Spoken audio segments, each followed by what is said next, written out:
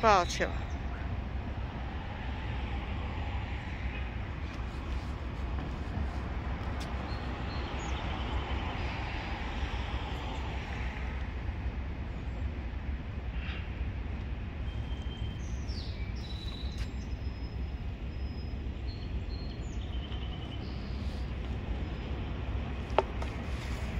About Wuhan. So COVID is man-made. You're 1,000% positive? Oh, I'm 1,000% positive. And there's one thing I'd like to clear up here real quickly. I never stepped foot in China. I never actually worked at the Wuhan Institute of Virology. I was an executive at EcoHealth Alliance, and we funded the Wuhan Institute of Virology and managed the relationship and all the work that went on there. So you funded it and you managed the work there. So you had to have known what was going on. What tells you that this thing was man-made?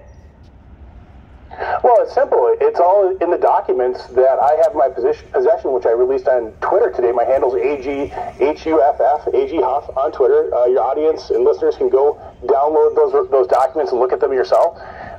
In the Understanding the Risk of Bat Coronavirus Emergence proposal funded by Dr. Anthony Fauci, it very clearly lays out the gain-of-function work that we were doing at that laboratory and also with UNC with Dr. Ralph Barrick.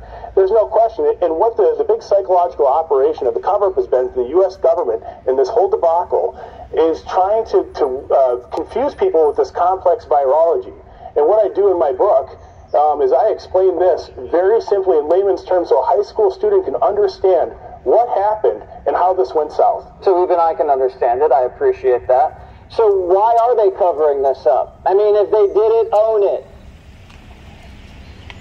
Well, I mean, look at this. I mean, millions of people are dead. A bunch of different, I mean, this sounds like an Alex Jones conspiracy theory, but a lot of very wealthy people, high-wealth individuals, and corporations around the planet took advantage of this man-made disaster to restrict freedoms, our way of life. I mean, they're using it to exert power and control.